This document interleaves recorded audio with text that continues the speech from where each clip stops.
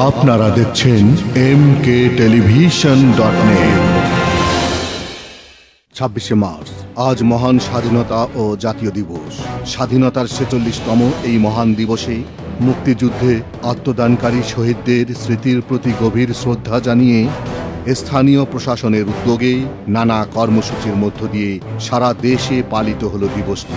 পার্বতীপুর, ঘোড়াঘাট, পাঁচবিবি, ডোমার হেলি প্রতিনিধিদের পাঠানো তথ্য ও ভিডিও চিত্রে দেখুন একটি ডেস্ক রিপোর্ট।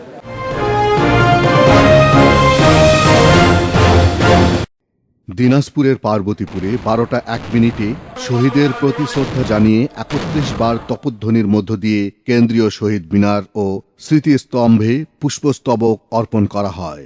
সকালে পার্বতীপুর স্টেডিয়াম মাঠে আনুষ্ঠানিকভাবে জাতীয় পতাকা উত্তোলন এবং পায়রা উড়িয়ে কুচকাওয়াজ শুরু হয়। এতে অংশগ্রহণ করেন police, Ansar, VDP, scout, girls guide ও বিভিন্ন শিক্ষা সাংস্কৃতিক সংগঠন।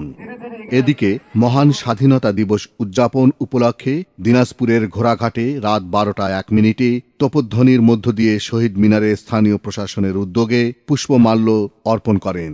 সকাল 8টায় পুলিশ, আনসার ও বিভিন্ন স্কুল কলেজের ছাত্রছাত্রীদের কুচকাওয়াজ অনুষ্ঠিত হয়। দুপুর 2টায় ঘোড়াঘাট উপজেলা চত্বরে মুক্তিযোদ্ধাদের এক সম্বর্ধনা দেওয়া হয়। বিভিন্ন কর্মসূচির মধ্য দিয়ে জয়পুরহাটের পাঁচবিবিতে মহান স্বাধীনতা ও জাতীয় দিবস পালিত হয়। রাত 12টা 1 মিনিটে শহীদ মিনারে পুষ্পমাল্য অর্পণ করা হয়। সকাল 10টায় উপজেলা প্রশাসনের আয়োজনে পাঁচবিবি স্টেডিয়ামে সকল মুক্তিযোদ্ধাদের সম্বর্ধনা প্রদান করা হয়।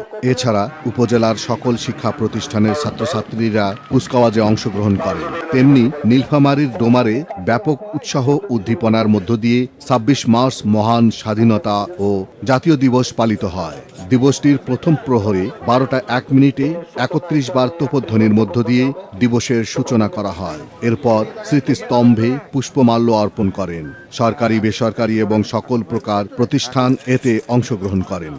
এদিকে হেলি প্রতিনিধি জানিয়েছেন 25 মার্চে পাঁচবিবির রাধাবাড়ি এলাকার বদ্ধভূমিতে পুষ্পমাল্য অর্পণ করেন মাননীয় সাংসদ অ্যাডভোকেট শামসুল আলম দুদু। শহীদদের স্মরণে 1 মিনিট নীরবতা পালন এবং তাদের রুহের মাগফিরাত কামনা করা হয়।